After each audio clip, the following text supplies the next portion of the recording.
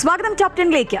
തെരഞ്ഞെടുപ്പടുത്തപ്പോൾ ചൂടേറ്റിയ പുതിയ വിവാദം പെട്ടെന്നങ്ങനെ ആറിത്തണുത്ത ആശ്വാസത്തിലാണ് ഇടത് സർക്കാർ. വാക്കിലൂടെ ഇന്നലെ മാസായ ഗണേഷ് നേരം ഇരുട്ടി വെളുത്തപ്പോൾ ഒരു മാപ്പിലൂടെ കാര്യങ്ങൾ ഒതുക്കി തീർത്തു. പരാതിയില്ലെന്നും വിവാദമാക്കരുതെന്നും മന്ത്രിയുടെ ഭാര്യ എന്ന് പറയുമ്പോൾ പൊലിഞ്ഞതാകട്ടെ രാഷ്ട്രീയ ധാർമ്മികത ഊന്നി പ്രതിഷേധിച്ച പ്രതിപക്ഷ സ്വപ്നങ്ങളും.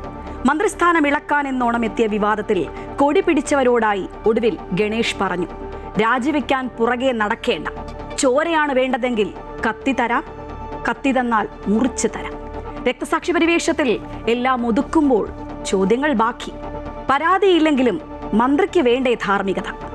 ഇവിടെ തീർന്നു സർക്കാരിന്റെ സ്ത്രീ സുരക്ഷ. ഇന്നത്തെ വാർത്തകൾ സമഗ്രമായി നോക്കാം. ആദ്യം 10 പ്രധാന വാർത്തകളിലേക്ക്.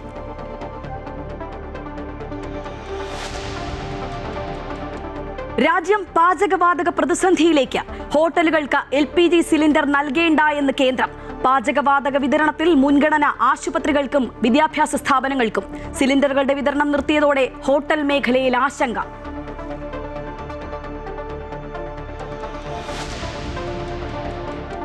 ഭാര്യയുടെ ആരോപണത്തിൽ മന്ത്രി KB ഗണേഷ് കുമാർ രാജിവെക്കില്ല. മുഖ്യമന്ത്രിയെ കണ്ട് കാര്യങ്ങൾ ധരിപ്പിച്ച് ഗണേഷ്. പോലീസിൽ പരാതി നൽകില്ലെന്നും ഗണേഷ് മാപ്പ് പറഞ്ഞുവെന്നും ഭാര്യ ബിന്ദു മേനോൻ. സർക്കാരിനെ അപകീർത്തിപ്പെടുത്താനില്ല എന്നും വിശദീകരണം. ഗണേഷ് രാജിവെക്കണമെന്ന് ആവർത്തിച്ച് കോൺഗ്രസ്.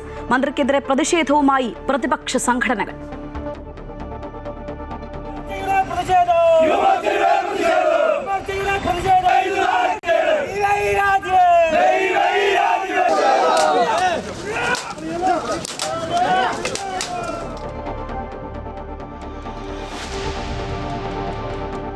നേതാക്കളുടെ പരസ്യ പ്രതികരണങ്ങൾ വിലക്കി KPCC. സ്ഥാനാർത്ഥി നിർണയത്തിൽ സ്വയം പ്രഖ്യാപനങ്ങൾ നടത്തരുതെന്ന K സുധാകരൻ ഉൾപ്പെടെയുള്ളവർക്ക് മുന്നറിയിപ്പ്. MP മാർ മത്സരിക്കുന്ന കാര്യം ഹൈക്കമാൻഡ് തീരുമാനിക്കുമെന്ന് VD സതീശൻ. TN പ്രതാപനെതിരെ തൃശൂരിൽ പോസ്റ്ററുകൾ. മറ്റാരുണ്ട് LDF അല്ലായത് എന്ന പുതിയ തെരഞ്ഞെടുപ്പ് വാചകവുമായി LDF. CC മുകുന്ദനെ പുറത്താക്കി CPI. G സുധാകരൻ അമ്പലപ്പുഴയിൽ സ്വതന്ത്രനായി മത്സരിച്ചേക്കും. പ്രധാനമന്ത്രി നാളെ കേരളത്തിൽ.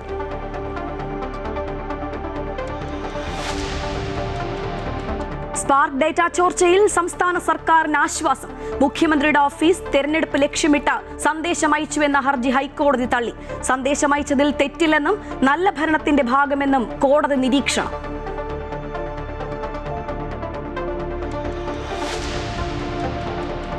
നടിയാക്രമിച്ച കേസിൽ സർക്കാർ നൽകിയ അപ്പീൽ ഹൈക്കോടതി ഫയലിൽ സ്വീകരിച്ചു. മെമ്മറി കാർഡിന്റെ ഹാഷ് വാല്യൂ മാറിയതുൾപ്പെടെയുള്ള സാങ്കേതിക വിവരങ്ങളും ബാലചന്ദ്രകുമാർ ഹാജരാക്കിയ ശബ്ദരേഖകളും പുനഃപരിശോധിക്കണമെന്ന് സർക്കാർ. ദിലീപ് ഉൾപ്പെടെയുള്ള പ്രതികൾക്ക് നോട്ടീസ് അയച്ചു.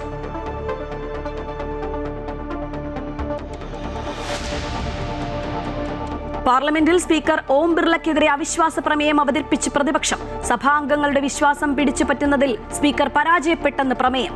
സഭ ചേരുമ്പോഴെല്ലാം രാഹുൽ ഗാന്ധി വിദേശത്തെന്നും ലോക്സഭയിൽ സംസാരിക്കാൻ സ്പീക്കറുടെ അനുമതി ആവശ്യമെന്നും കേന്ദ്രമന്ത്രി കിരൺ റിജിജു.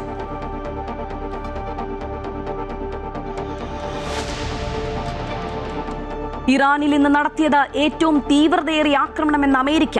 യുദ്ധം ലക്ഷ്യത്തിലേക്കെന്നും ഏറെക്കുറെ പൂർത്തിയായെന്നും ട്രംപ്. ഇറാന്റെ ആക്രമണങ്ങളെ പ്രതിരോധിച്ചെന്ന് കുവൈറ്റും സൗദിയും. മനാമയിലെ റെസിഡൻഷ്യൽ കെട്ടിടത്തിന് നേരെയുണ്ടായ ആക്രമണത്തിൽ 1 മരണം, 8 പേർക്ക് പരിക്ക്.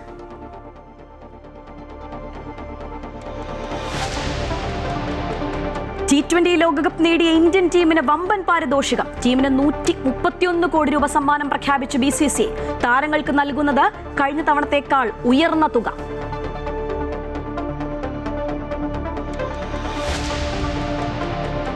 ഏകീകൃത സിവിൽ കോഡ് നടപ്പാക്കാനുള്ള സമയമായെന്ന് സുപ്രീം കോടതി.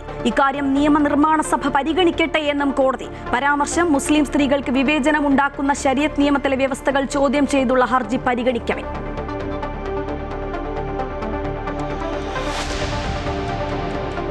Story of the day. രുചിഭേദങ്ങളുമായി ഒരു മാവ്. പശ്ചിമേഷ്യയിലെ യുദ്ധഭീതി എണ്ണവിലയിൽ ഉണ്ടാക്കിയിരിക്കുന്ന ആശങ്ക ചെറുതല്ല.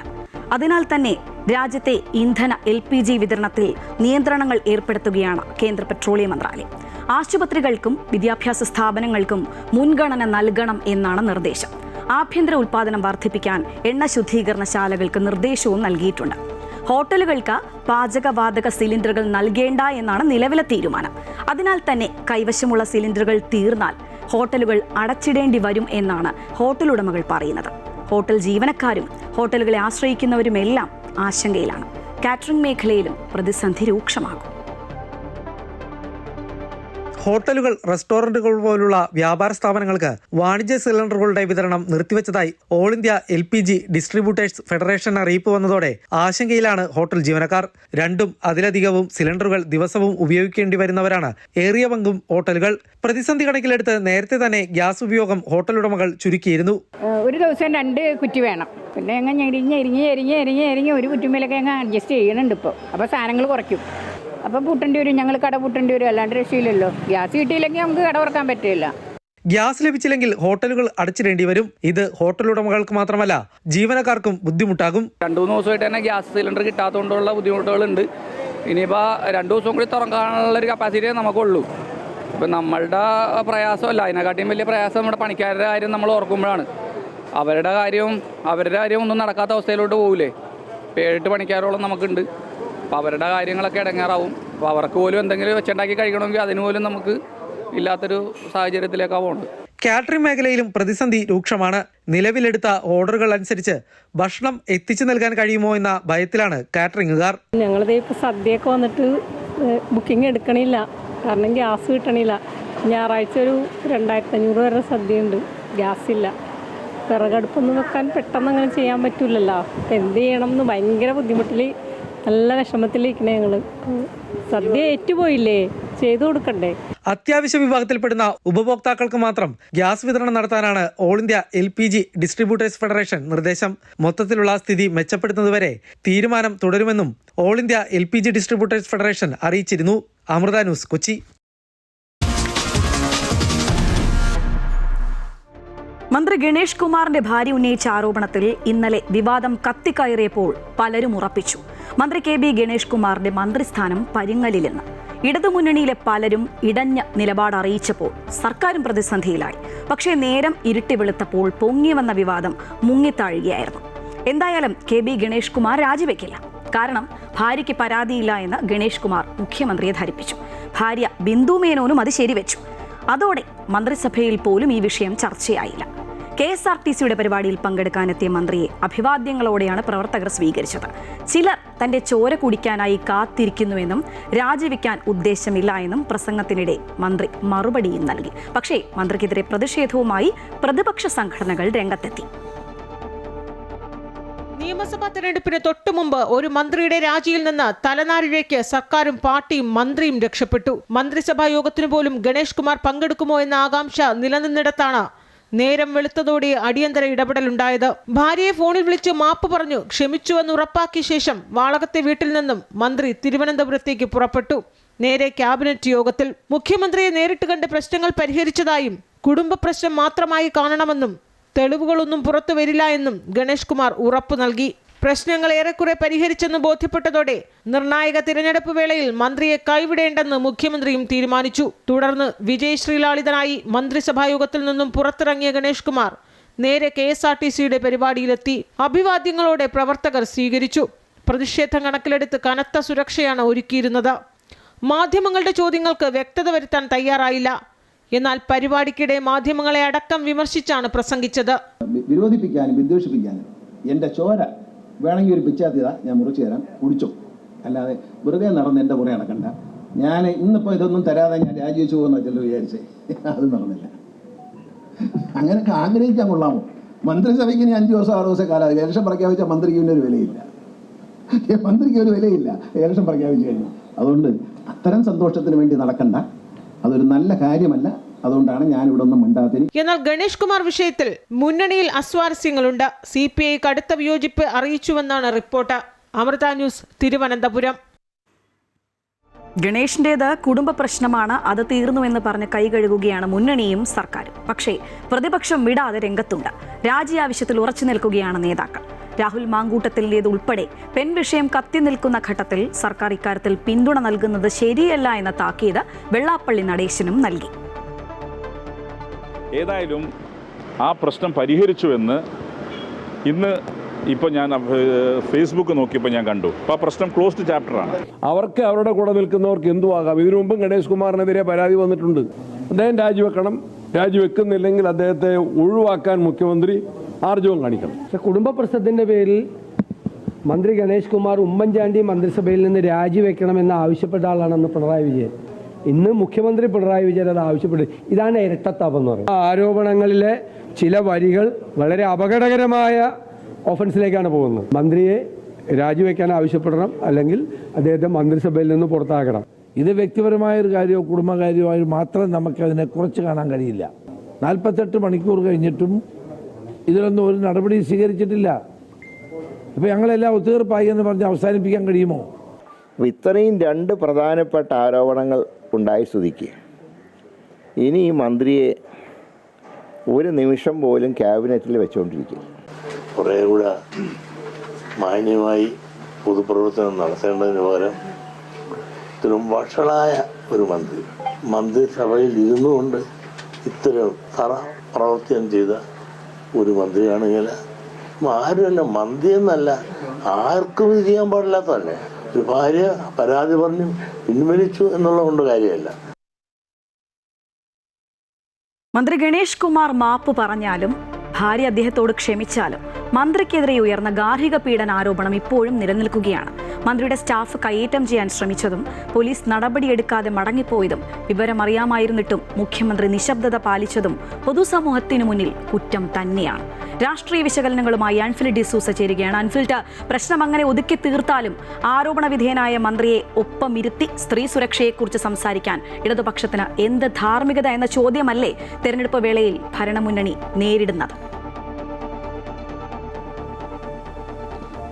ശ്രീജ, അങ്ങനെ തന്നെയാണ്. അതിവേഗത്തിലുണ്ടാകുമായിരുന്ന ഒരു അപകടത്തിൽ നിന്ന് തന്നെ മന്ത്രി കെ ബി ഗണേഷ് കുമാർ തലനാരിഴയ്ക്ക് രക്ഷപ്പെട്ടു എന്ന് തന്നെ പറയേണ്ടിയിരിക്കുന്നു. കഴിഞ്ഞ ദിവസമൊക്കെ ഈ ഒരു വിഷയം ആളിക്കത്തുന്ന സമയത്ത് ഗണേഷ് കുമാർ രാജിവെക്കുമെന്ന് തന്നെ ഏറെക്കുറെ ആ രീതിയിലായിരുന്നു കാര്യങ്ങളൊക്കെ മുന്നോട്ട് പോയത്. കാരണം അദ്ദേഹം അതുകൊണ്ട് തന്നെ ആ അപകടം മണത്തറിഞ്ഞ് തന്നെയാണ് അടിയന്തരമായ ഇടപെടൽ ഗണേഷ് കുമാറിന്റെ ഭാഗത്ത് നിന്ന് തന്നെ ഉണ്ടായി. അദ്ദേഹം ഭാര്യയെ വിളിക്കുന്നു, ക്ഷമ ചോദിക്കുന്നു, ഭാര്യ മാപ്പ് ചോദിക്കുന്നു, ഭാര്യ ക്ഷമിച്ചു എന്ന് പറയുന്നു. അതൊരു ഉറപ്പ് വരുത്തിയ ശേഷമാണ് അദ്ദേഹം മന്ത്രിസഭാ യോഗത്തിൽ പങ്കെടുക്കുന്നു. മാത്രമല്ല മുഖ്യമന്ത്രിയെ നേരിട്ട് കണ്ട് അദ്ദേഹം ഇതൊക്കെ ഒരു കുടുംബകാര്യം മാത്രമാണ്, കുടുംബ വിഷയം മാത്രമായി കണ്ടാൽ മതിയെന്നും ഇതിന്റെ കൂടുതൽ തെളിവുകൾ അല്ലെങ്കിൽ ഇതിന്റെ കൂടുതൽ ഭവിഷ്യത്തുകളൊന്നും ഉണ്ടാവുകയില്ല എന്ന് 100% അദ്ദേഹം ഉറപ്പ് നൽകുകയും ചെയ്തു. അങ്ങനെയാണ് അദ്ദേഹത്തെ സംരക്ഷിക്കാൻ വേണ്ടി പാർട്ടി തന്നെ തീരുമാനിക്കുകയും ഒക്കെ ചെയ്തത്. പക്ഷേ അവിടെ പ്രശ്നം തീരുന്നില്ല. കാരണം ഒരു ഉത്തരവാദിത്തപ്പെട്ട പദവിയിലിരിക്കുന്ന മന്ത്രിയുടെ ഭാര്യയിൽ നിന്ന് അങ്ങനെ ഒരു പരാതി, ഒരു ഗാർഹിക പീഡന പരാതിയുണ്ട്. പരാതിയായി ഇല്ല എങ്കിൽ പോലും കഴിഞ്ഞ ദിവസം അവർ പൊതുസമൂഹത്തിന് മുന്നിൽ മാധ്യമങ്ങളോട് വെളിപ്പെടുത്തിയ വിഷയം ഇപ്പോഴും തന്നെ പൊതുമധ്യയുണ്ട്. അതുകൊണ്ട് തന്നെ ക്ഷമിച്ചു എന്നോ പരാതി കൊടുക്കാൻ തയ്യാറല്ല എന്ന് ഭാര്യ പറയുമ്പോഴും ഒരു ക്രൈം അവിടെ നടന്നിട്ടുണ്ട്. ആ ക്രൈമിൽ പ്രതിസ്ഥാനത്ത് നിൽക്കുന്നത് സംസ്ഥാനത്തെ മന്ത്രിയാണ്. അദ്ദേഹം അത് നിഷേധിക്കുന്നില്ല, അദ്ദേഹത്തിന്റെ ഭാര്യയും അത് നിഷേധിക്കുന്നില്ല. പിന്നെ എങ്ങനെ ഇതൊരു ഒത്തുതീർപ്പിലെത്തിയാലും ഒരു പൊതുസമൂഹത്തിൽ നിൽക്കുന്ന ഒരു ക്രൈമിൽ നിന്ന് എങ്ങനെ മന്ത്രിക്ക് പിന്നോട്ട് പോകാൻ അല്ലെങ്കിൽ മന്ത്രിക്ക് എങ്ങനെ ഒഴിഞ്ഞു മാറാൻ കഴിയുമെന്നൊരു ചോദ്യം ഉയർത്തുന്നുണ്ട്. മാത്രവുമല്ല ഈ സ്ത്രീ സംരക്ഷണം വാനോളം പുകഴ്ത്തുന്ന അല്ലെങ്കിൽ സ്ത്രീ സംരക്ഷണത്തിന്റെ വക്താക്കൾ എന്ന് പറയുന്ന ഇടതുപക്ഷം ഈ സ്വന്തം മന്ത്രി തന്നെ, ആ വകുപ്പിലുള്ളൊരു സ്വന്തം മന്ത്രിസഭയിലുള്ളൊരു മന്ത്രി തന്നെ ഭാര്യ ഈ രീതിയിലൊരു പരാതിയുമായി രംഗത്ത് വന്നിട്ടും അവിടെ ഒരു നടപടി സ്വീകരിക്കാൻ കഴിയാത്ത ഒരു സർക്കാർ എന്ന രീതിയിലുള്ള വിമർശനം പ്രതിപക്ഷ നിയമസഭാ വേളയിൽ വലിയ രീതിയിൽ തന്നെ തെരഞ്ഞെടുപ്പ് വേളയിൽ ഉയർത്തിക്കാട്ടുമെന്ന കാര്യത്തിൽ തർക്കമില്ല. മാത്രവുമല്ല ഉത്തരവാദിത്തപ്പെട്ട മുഖ്യമന്ത്രിയുടെ മകളോട് ഈ കാര്യം ഈ ബിന്ദു മേനോൻ വിളിച്ചു ഇക്കാര്യങ്ങൾ അറിയിക്കുന്നു. എന്നാൽ എന്തുകൊണ്ട് മുഖ്യമന്ത്രിയുടെ മകൾ ഈ വിഷയത്തിൽ ഒരു ഇടപെടൽ നടത്തുകയോ പോലീസിൽ പരാതി പറയുകയോ ഒന്നും ഉണ്ടായില്ല? മുഖ്യമന്ത്രിക്ക് അപ്പോൾ കൃത്യമായി അറിയാമായിരുന്നു മകളിൽ നിന്ന് ഇങ്ങനെ ഒരു വിവരം. എന്നിട്ട് മുഖ്യമന്ത്രി എന്തുകൊണ്ട് ഒരു നിയമ നടപടിയോ ഇടപെടലോ നടത്തിയില്ല എന്ന് നിരവധി ചോദ്യങ്ങൾ, ഇതടക്കമുള്ള നിരവധി ചോദ്യങ്ങൾ പൊതുസമൂഹത്തിൽ നിന്ന് ഉയരുന്നു. അത് തന്നെയാണ് പ്രതിപക്ഷം ആയുധമാക്കുകയും ഒക്കെ ചെയ്യുന്നത്. ഭാര്യ ക്ഷമിച്ചു എന്നതുകൊണ്ട് മാത്രം ആ വിഷയം അവിടെ അവസാനിക്കുന്നില്ല. ഈ ഒരു വിഷയത്തിൽ ഒരു ക്രൈം നടന്നു, മന്ത്രി ഉത്തരവാദിത്തപ്പെട്ട പദവിയിലിരിക്കാൻ മന്ത്രിക്ക് അർഹതയില്ല എന്ന് തന്നെയാണ് പ്രതിപക്ഷം പറഞ്ഞുകൊണ്ടേയിരിക്കുന്നതും അതിനെതിരെ തന്നെയാണ് പ്രതിഷേധങ്ങൾ ഉയർന്നുകൊണ്ടേയിരിക്കുന്നതും.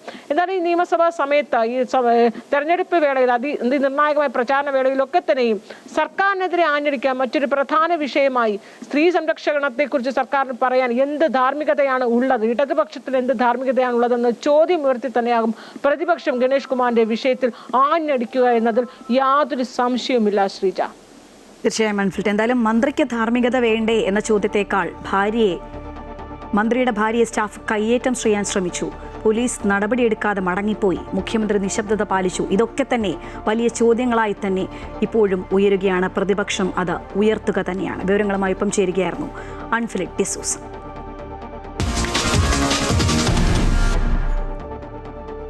കണ്ണൂരിൽ താൻ മത്സരിക്കുമെന്ന് കെ സുധാകരൻ ഇന്നലെ സ്വയം ഉറപ്പിച്ചു, പ്രഖ്യാപിക്കുകയും ചെയ്തു. ഉടനെത്തി KPCCയുടെ താക്കീത്. ആരും സ്വയം പ്രഖ്യാപനം നടത്തി സ്ഥാനാർത്ഥികളാകേണ്ട എന്ന് KPCC അധ്യക്ഷൻ സണ്ണി ജോസഫ് ഇന്ന് അറിയിച്ചു. MP-മാർ മത്സരിക്കുന്ന കാര്യം തീരുമാനിക്കേണ്ടത് ഹൈക്കമാൻഡാണെന്ന് പ്രതിപക്ഷ നേതാവ് VD സതീശനും ഓർമ്മിപ്പിച്ചു.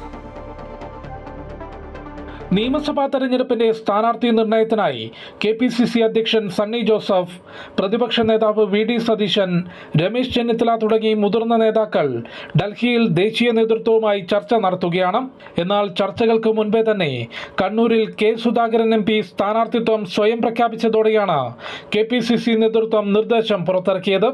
ആരും സ്വയം പ്രഖ്യാപനം നടത്തി സ്ഥാനാർത്ഥികളാകേണ്ടെന്ന് KPCC അധ്യക്ഷൻ സണ്ണി ജോസഫ് പറഞ്ഞു. നിർദ്ദേശത്തിന്റെ സ്വരം കനത്തതല്ലെന്നും സണ്ണി ജോസഫ് കൂട്ടിച്ചേർത്തു.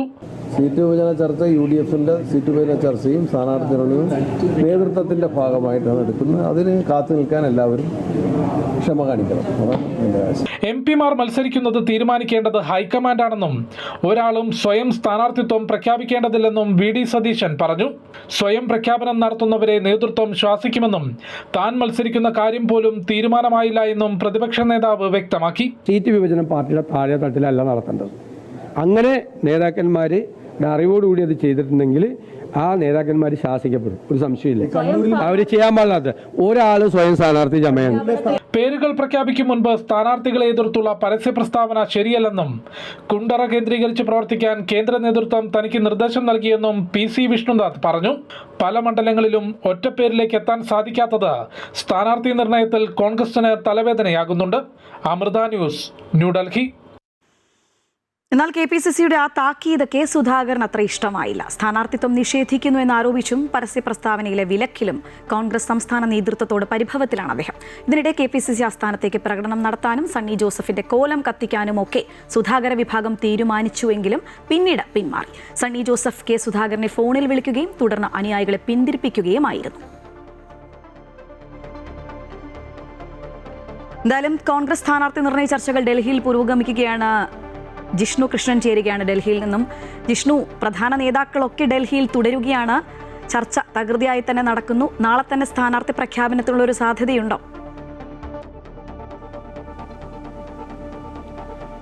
ശ്രീജ, നിയമസഭാ തെരഞ്ഞെടുപ്പിന്റെ സ്ഥാനാർത്ഥി നിർണയത്തിനായി എത്തിയ കോൺഗ്രസിന്റെ മുതിർന്ന നേതാക്കൾ ഡൽഹിയിൽ ആസ്ഥാനത്ത് screening committee chairman Madhusudan Mistry കൂടാതെ കേരളത്തിന്റെ ചുമതലയുള്ള AICC general secretary Deepa Das Munshi എന്നിവരുമായി കേരളത്തിൽ നിന്നുള്ള മുതിർന്ന നേതാക്കൾ കൂടിക്കാഴ്ച നടത്തി. KPCC അധ്യക്ഷൻ സണ്ണി ജോസഫ് കൂടാതെ പ്രതിപക്ഷ നേതാവ് VD സതീശൻ, മുൻ പ്രതിപക്ഷ നേതാവ് രമേശ് ചെന്നിത്തല തുടങ്ങിയ മുതിർന്ന നേതാക്കളാണ് ഡൽഹിയിൽ എത്തിയിട്ടുള്ളത്. സ്ക്രീനിംഗ് കമ്മിറ്റി അധ്യക്ഷനുമായുള്ള ചർച്ചയിൽ 50-ലധികം മണ്ഡലങ്ങളിലെ സ്ഥാനാർത്ഥികളുമായി ബന്ധപ്പെട്ട് ഏകദേശ ധാരണയിലെത്തി എന്നാണ് മനസ്സിലാക്കുന്നത്. നാളെ കോൺഗ്രസിന്റെ കേന്ദ്ര തെരഞ്ഞെടുപ്പ് കമ്മിറ്റി യോഗം ചേരുന്നുണ്ട്. ആ കമ്മിറ്റിക്ക് മുൻപാകെ കേരളത്തിലെ 50ഓളം മണ്ഡലങ്ങളിലെ സ്ഥാനാർത്ഥികളുടെ അന്തിമ പട്ടിക വയ്ക്കും. കേന്ദ്ര തെരഞ്ഞെടുപ്പ് കമ്മിറ്റി അംഗീകാരം നൽകിയാലും നാളെ തന്നെ പ്രഖ്യാപനം ഉണ്ടാകാനുള്ള സാധ്യത കുറവാണ് എന്നുള്ളതാണ് സണ്ണി ജോസഫിന്റെയും VD സതീശന്റെയും എല്ലാം തന്നെ പ്രതികരണത്തിൽ നിന്ന് മനസ്സിലാക്കുന്നത്. കേരളത്തിൽ നിയമസഭാ തെരഞ്ഞെടുപ്പ് പ്രഖ്യാപിക്കുന്ന വേളയിൽ അല്ലെങ്കിൽ അതിനോടനുബന്ധിച്ച് തന്നെ സ്ഥാനാർത്ഥി പ്രഖ്യാപനം നടത്താം. അല്ലെങ്കിൽ തെരഞ്ഞെടുപ്പ് പ്രഖ്യാപിച്ചാൽ 24 മണിക്കൂറിനുള്ളിൽ സ്ഥാനാർത്ഥി പ്രഖ്യാപനത്തിന് കോൺഗ്രസ് തയ്യാറാണ് എന്നുള്ളതാണ് VD സതീശനും സണ്ണി ജോസഫും ഉൾപ്പെടെയുള്ള നേതാക്കൾ വ്യക്തമാക്കിയത്. എന്നാൽ മറ്റു ചില മണ്ഡലങ്ങളിൽ ഒറ്റ പേരിലേക്ക് സ്ഥാനാർത്ഥി എത്താൻ സാധിക്കാത്തത് ഈ സ്ഥാനാർത്ഥി നിർണയത്തിൽ കോൺഗ്രസിന് തലവേദനയാകുന്നുണ്ട്. മുതിർന്ന നേതാക്കളുടെ കടുംപിടുത്തവും ഈ സ്ഥാനാർത്ഥി നിർണയത്തിൽ കോൺഗ്രസിനെ ആശയക്കുഴപ്പത്തിലാക്കുന്നുണ്ട് എന്നുള്ള കാര്യവും കൂടി എടുത്തു പറയേണ്ടതാണ്. കൂടാതെ കണ്ണൂരിൽ കെ സുധാകരൻ MPയുടെ സ്വയം സ്ഥാനാർത്ഥി പ്രഖ്യാപനത്തിൽ കടുത്ത അതൃപ്തിയാണ് KPCC നേതൃത്വം മാധ്യമങ്ങളെ കണ്ടപ്പോൾ അറിയിച്ചിട്ടുള്ളത്. സണ്ണി ജോസഫും VD സതീശനും ഉൾപ്പെടെയുള്ളവർ രൂക്ഷമായിട്ടുള്ള വിമർശനം ഉയർത്തി. ആരും സ്വയം പ്രഖ്യാപിത സ്ഥാനാർത്ഥിയാകണ്ട എന്ന നിർദ്ദേശം നൽകിയിട്ടുണ്ട് എന്നുള്ളതാണ് KPCC അധ്യക്ഷൻ ചൂണ്ടിക്കാട്ടിയത്.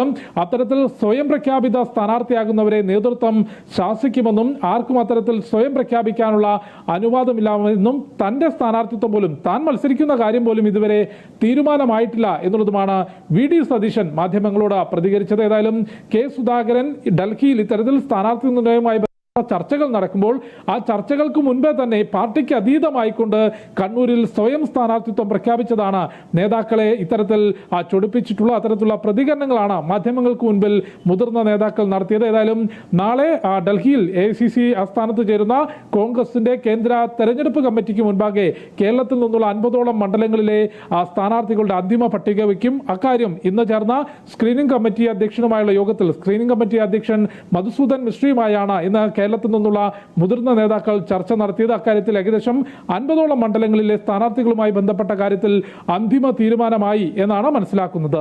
ശ്രീജ. ശരി ജിഷ്ണു. കോൺഗ്രസ് സ്ഥാനാർത്ഥി നിർണയ ചർച്ച ഡൽഹിയിൽ പുരോഗമിക്കും.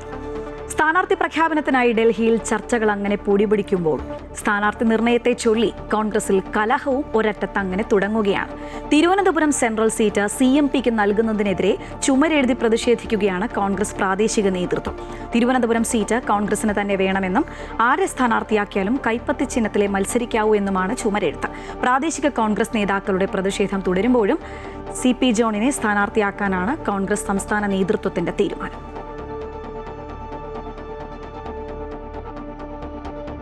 മറ്റു ചില പോസ്റ്ററുകളും ഇന്ന് പ്രത്യക്ഷപ്പെട്ടു. അത് സേവ് കോൺഗ്രസ് എന്ന പേരിൽ തൃശൂരിൽ TN പ്രതാപനെതിരെയാണ്.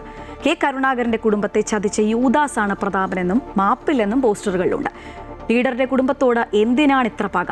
പത്മജ വേണുഗോപാലിനെ തോൽപ്പിച്ച് പാർട്ടിയിൽ നിന്ന് പുറത്താക്കി. K മുരളീധരനെ കൂടെ നിന്ന് കുഴിച്ചുമൂടി എന്നെല്ലാം കുറ്റപ്പെടുത്തലുകളുമുണ്ട്. തൃശൂരിലെ കോൺഗ്രസിനെ തകർക്കുന്ന കാലനാണ് പ്രതാപനെന്നും ഉണ്ട്. മറ്റാരുണ്ട് LDF അല്ലാതെ എന്ന പുതിയ തിരഞ്ഞെടുപ്പ് വാചകവുമായി ഇടതുമുന്നണി. CPMന്റെ ഫേസ്ബുക്ക് പേജ് വഴിയാണ് പരസ്യവാചകം പുറത്തിറക്കിയത്. എല്ലാവർക്കും മുടങ്ങാതെ അന്നം നൽകാൻ മറ്റാരുണ്ട് LDF അല്ലാതെ, 10 വർഷം മുടങ്ങാതെ റേഷൻ നൽകാൻ മറ്റാരുണ്ട് LDF അല്ലാതെ എന്നിവയാണ് പോസ്റ്ററിന്റെ ഉള്ളടക്കം. തിരഞ്ഞെടുപ്പിലെ ഇപ്പോഴത്തെ ശ്രദ്ധാകേന്ദ്രം ആലപ്പുഴ ജില്ലയിലെ അമ്പലപ്പുഴ മണ്ഡലമാണ്. മുതിർന്ന CPM നേതാവും മന്ത്രിയുമായിരുന്ന G സുധാകരൻ അമ്പലപ്പുഴ മണ്ഡലത്തിൽ സ്വതന്ത്ര സ്ഥാനാർത്ഥിയായി മത്സരിക്കാൻ സാധ്യതയേറിയതോടെ അവിടെ വലിയ രാഷ്ട്രീയ പോരാട്ടത്തിനാണ് വേദി ഒരുങ്ങുന്നത്. UDF പിന്തുണയോടെ മത്സരിക്കുമോ അതോ UDF സ്ഥാനാർത്ഥിയായി തന്നെ മത്സരിക്കുമോ? തീരുമാനം എന്തെന്ന് ഉറ്റുനോക്കുകയാണ് രാഷ്ട്രീയ കേരളം. നേതൃത്വത്തോടുള്ള അതൃപ്തി സുധാകരൻ തുടരുന്നതോടെ കൂടുതൽ അനുനയ നീക്കത്തിലേക്ക് കടക്കേണ്ടതില്ല എന്നാണ് CPM നേതൃത്വത്തിന്റെ തീരുമാനം. മുൻപ് നേതൃത്വം ഇടപെട്ട് കേന്ദ്ര കമ്മിറ്റി അംഗം CS സുജാത, ജില്ലാ സെക്രട്ടേറിയറ്റ് അംഗം G ഹരിശങ്കർ എന്നിവരെ സുധാകരന്റെ വീട്ടിലേക്ക് അയച്ചിരുന്നെങ്കിലും നിലപാടിൽ നിന്ന് പിന്നോട്ട് പോകുവാൻ സുധാകരൻ തയ്യാറായിരുന്നില്ല. പാർട്ടി മുന്നോട്ട് വെച്ച ആവശ്യങ്ങൾ സുധാകരൻ തള്ളിയതോടെ ഇനിയും ചർച്ചയ്ക്ക് പ്രസക്തിയില്ല എന്ന നിലപാടാണ് നേതൃത്വത്തിന്റേത്. അതേസമയം വർഷങ്ങളായി തുടരുന്ന അവഗണന പാർട്ടി സ്ഥാനാർത്ഥി നിർണയത്തിലും തുടരുന്നതോടെ സ്വന്തം മണ്ഡലമായ അമ്പലപ്പുഴയിൽ മത്സര രംഗത്തിറങ്ങാനാകും സുധാകരൻ ശ്രമിക്കുക. ഇത്തവണ കൂടി മത്സരിച്ച് പിന്നീട് വിശ്രമ ജീവിതത്തിലേക്ക് കടക്കാനാണ് താൽപ്പര്യമെന്ന് സുധാകരൻ നേരത്തെ തന്നെ നേതൃത്വത്തെ അറിയിച്ചതാണ്. അതിനാൽ തന്നെ സ്വതന്ത്ര സ്ഥാനാർത്ഥിയായി അദ്ദേഹം അമ്പലപ്പുഴയിൽ ജനവിധി തേടിയേക്കും. അങ്ങനെ വന്നാൽ UDF സുധാകരന് പിന്തുണ നൽകിയേക്കും. ഇത് സംബന്ധിച്ച സൂചനകൾ AICC ജനറൽ സെക്രട്ടറി KC വേണുഗോപാലും നൽകിയിരുന്നു. മണ്ഡലത്തിൽ CPM സുധാകരൻ പോരിന് കളമൊരുങ്ങിയാൽ രാഷ്ട്രീയ കേരളം ചർച്ച ചെയ്യുന്ന പ്രധാന തെരഞ്ഞെടുപ്പ് വേദിയായി അമ്പലപ്പുഴ നിയോജക മണ്ഡലം മാറും. ജനകീയനായ സുധാകരൻ എതിർചേരിയിൽ അണിനിരന്നാൽ CPMനാകും ഇത് കൂടുതൽ തലവേദന സൃഷ്ടിക്കുക. അമൃത ന്യൂസ്, ആലപ്പുഴ. ഒടുവിൽ CPI നാട്ടിക മണ്ഡലം കമ്മിറ്റി പത്രക്കുറിപ്പിറക്കി. നാട്ടിക MLAയും CPI നാട്ടിക മണ്ഡലം കമ്മിറ്റി അംഗവുമായ CC മുകുന്ദനെ പാർട്ടിയിൽ നിന്ന് പുറത്താക്കിയിരിക്കുന്നു. നിരന്തരമായി പാർട്ടി അച്ചടക്കം ലംഘിച്ചുകൊണ്ട് പാർട്ടി വിരുദ്ധമായ പ്രവർത്തനങ്ങൾ നടത്തിയതിനാലാണ് പുറത്താക്കലെന്നാണ് വിശദീകരണം. ഇന്ന് ചേർന്ന CPI ജില്ലാ എക്സിക്യൂട്ടീവിലും കൗൺസിലിലുമാണ് തീരുമാനമായത്. കോൺഗ്രസിന്റെ സ്വതന്ത്ര സ്ഥാനാർത്ഥിയായി മത്സരിക്കുമെന്ന് CC മുകുന്ദൻ പറഞ്ഞിരുന്നു. CPI അനുനയ ചർച്ചയ്ക്ക് ശ്രമിച്ചെങ്കിലും മുകുന്ദൻ തയ്യാറായിരുന്നില്ല. കോൺഗ്രസ് നേതാക്കളുമായി CC മുകുന്ദൻ ചർച്ച നടത്തിയിരുന്നു. ഗീതാ ഗോപിയുടെ സ്ഥാനാർത്ഥിത്വത്തെ പരസ്യമായി തള്ളിക്കൊണ്ട് CC മുകുന്ദൻ MLA രംഗത്ത് വന്നിരുന്നു. സ്പോൺസേഡ് സീറ്റാണിതെന്ന് CC മുകുന്ദൻ ആരോപിച്ചു. മുകുന്ദൻ വർഗവഞ്ചകനാണെന്നും പാർട്ടിയെ വഞ്ചിച്ചെന്നും ജില്ലാ നേതൃയോഗങ്ങളിൽ വിമർശനമുയർന്നു. പാർട്ടി നൽകിയ പരിഗണന മറന്ന് മുകുന്ദൻ പ്രവർത്തിച്ചത് കടുത്ത അച്ചടക്ക ലംഘനമാണെന്നും ജില്ലാ കൗൺസിലിൽ പറഞ്ഞു. അതേസമയം തന്റെ സ്ഥാനാർത്ഥിത്വത്തിൽ മാറ്റമില്ലെന്നും പാർട്ടി പുറത്താക്കിയതിൽ വേദനയില്ലെന്നും CC മുകുന്ദൻ പറഞ്ഞു. തന്റെ പേര് പറഞ്ഞ കാശ് വാങ്ങിക്കുകയാണ് പാർട്ടി ചെയ്തതെന്നും വീടിന്റെ ജപ്തി സമയത്ത് പാർട്ടി സഹായിച്ചില്ലെന്നും CC മുകുന്ദൻ ആരോപിച്ചു. ആ കണ്ടന്റിൽ പറയുന്ന ഒരു കാര്യവും ഇതുവരെ ഈ പറഞ്ഞ പാർട്ടി ചെയ്തിട്ടില്ല. പക്ഷേ ചരിത്രപരമായ കാര്യങ്ങൾ പരിശോധിച്ചവർ പാർട്ടിയുടെ വളരെ ചെറുപ്പത്തിൽ നിന്ന് കമ്മ്യൂണിസ്റ്റ് പാർട്ടി പ്രവർത്തനമായി എല്ലാ രംഗത്തും ഒരാൾക്കും നിഷേധിക്കാൻ കഴിയാത്ത രീതിയിലുള്ള നല്ല പ്രവർത്തനം കമ്മ്യൂണിസ്റ്റ് പാർട്ടിയിൽ നിന്നുകൊണ്ടാണ് ഞാൻ MLA വരെ എത്തിയത്.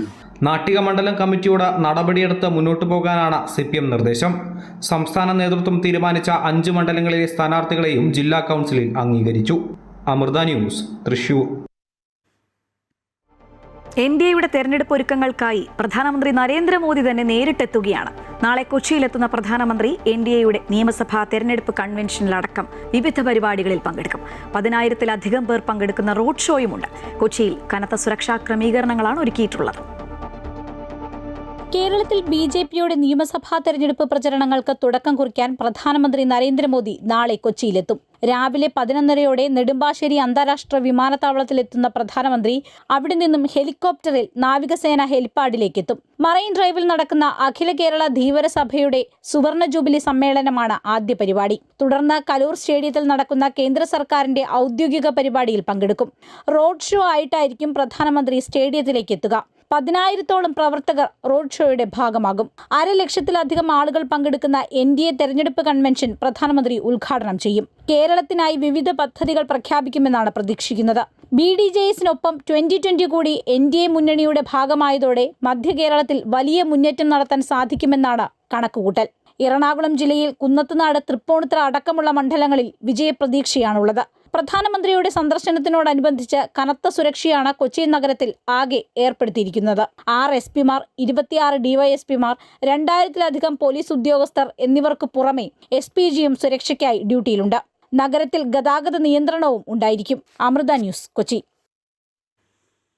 നാളെ എറണാകുളത്ത് നടക്കുന്ന NDA റാലിയിൽ പങ്കെടുക്കുന്ന കാര്യം Xലൂടെ മലയാളത്തിൽ അറിയിച്ചിരിക്കുകയാണ് പ്രധാനമന്ത്രി. കേരളത്തിൽ LDFന്റെയും UDFന്റെയും കൊള്ളയ്ക്കും ദുർഭരണത്തിനുമെതിരെ NDAയുടെ സദ്ഭരണ അജണ്ട കരുത്തോടെ നിലകൊള്ളും. വികസനത്തിലൂന്നിയ രാഷ്ട്രീയത്തിൽ NDA ശ്രദ്ധ കേന്ദ്രീകരിക്കും. കേരളത്തിലെ യുവജനങ്ങളുടെ അഭിലാഷങ്ങൾ നിറവേറ്റുമെന്നും പ്രധാനമന്ത്രി പറയുന്നു. വരാൻ പോകുന്നത് കേരളത്തിന്റെ ഭാവി തീരുമാനിക്കുന്ന തെരഞ്ഞെടുപ്പെന്ന് BJP സംസ്ഥാന അധ്യക്ഷൻ രാജീവ് ചന്ദ്രശേഖർ. CPM തുടരണോ, ജമാഅത്ത് വരണോ, അതോ NDA വരണമോ എന്നാൽ ജനങ്ങളാണ് തീരുമാനിക്കേണ്ടത്. 1-2 സീറ്റ് വിജയിക്കാനല്ല BJP മത്സരിക്കുന്നത്. NDA ഭരണത്തിൽ കൊണ്ടുവന്നിട്ടേ താൻ മടങ്ങിപ്പോകൂ. തുടർ ഭരണം എന്ന് LDF പറയുന്നു. തുടരുന്നത് ശബരിമല കൊള്ളയാണോ അതോ അഴിമതിയോ എന്നും രാജീവ് ചന്ദ്രശേഖർ ചോദിക്കുന്നു. കോട്ടയം വൈക്കത്ത് വികസിത കേരളം പരിപാടിയുടെ ഭാഗമായി നടന്ന സമ്മേളനം ഉദ്ഘാടനം ചെയ്ത് സംസാരിക്കുകയായിരുന്നു.